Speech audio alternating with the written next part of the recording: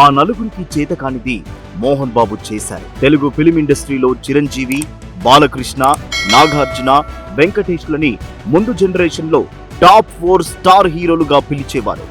వాళ్లతో పాటు ఇంకా చెప్పాలంటే వాళ్ళకన్నా సీనియర్ హీరో మోహన్ బాబు చాలా ఇండస్ట్రీ హిట్స్ ఇచ్చారు.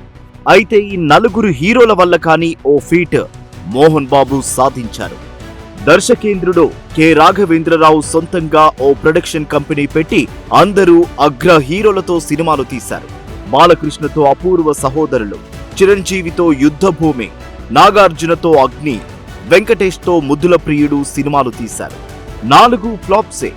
రాఘవేంద్రరావు నష్టపోయారనే చెప్పాలి.